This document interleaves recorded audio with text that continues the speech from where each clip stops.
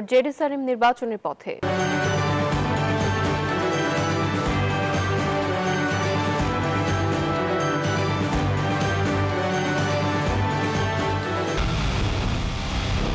পুরো দেশের মুখে হাসি ফোটাতে নিজেকে হতে হয় স্ট্রং আর মনোবল হতে হয় স্পার্ক জিরো। জেডিসারিম 25 বছরের পথ চলায় নিরাপদে রাখার।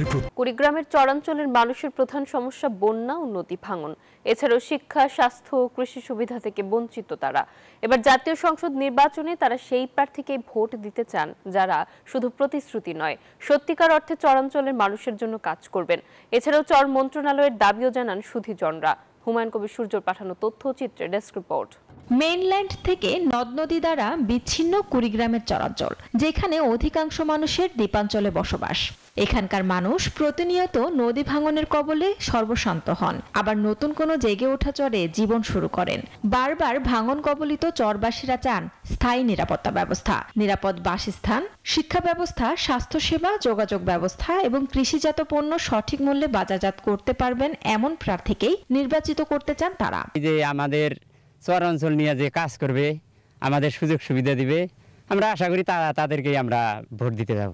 ভোটের পরে আর তারা খোঁজ খবর নেয় না। তাদের যারা কর্মী সমর্থক আছে তাদের হয়তো বন্যার সময় কিছু তাদেরকে টুকিটাকিভাবে সহযোগিতা করে, কিন্তু দীর্ঘমেয়াদী যে কাজের একটা সুযোগ সৃষ্টি করা তারা কিন্তু করে না। এই যে বন্যা আসে কত জিনিসের সমস্যা পড়ে যায়, আমরা এগুলো তো সহযোগিতা করতে হবে, তাছাড়া আমরা যোগাযোগ প্রতিকূলতায় অনেক শিশু শহরে চিকিৎসা নিতে যাওয়ার সময় পথেই মৃত্যুবরণ করেন। এছাড়াও মাধ্যমিক পর্যায়ে শিক্ষা প্রতিষ্ঠান না থাকায় বাল্যবিবাহের শিকার হয় চরের কন্যা শিশুরা। আমাদের এই জায়গায় ঠিক মতো ডাক্তারও নাই কিংবা ধাত্রীও নাই সেরকম।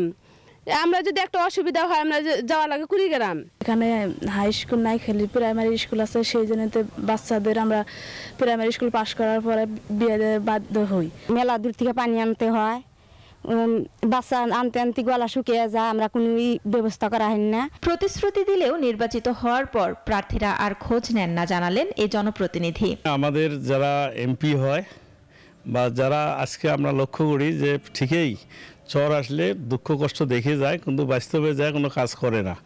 এইদিকে আমরা চরের মানুষের জন্য অনেক কথাই বলি আমরা, কিন্তু সেইখানে প্রশাসনও সেইভাবে চরের দিকে লক্ষ্য করে না। চরের মানুষের সমস্যাগুলো উত্তরণে দরকার আলাদা চর মন্ত্রণালয়, বলছে সুশীল সমাজ। এই সমস্ত সমস্যার সমাধান করার জন্য আমাদের অবশ্যই চর মন্ত্রণালয়ের একটি করা দরকার, যারা এই সমস্যাগুলোর সমাধান করবে, বাস্তবসম্মত সমাধান করতে পারবে। কুড়িগ্রামে ব্রহ্মপুত্র, তিস্তা, ধরলা, দুধকুমার সহ 16টি নদ নদীতে প্রায় 4.5 শতাধিক চর ও দ্বীপচর রয়েছে। এসব চরাঞ্চলে প্রায় 5 থেকে 6 লাখ মানুষের বসবাস। Desk report, news 24।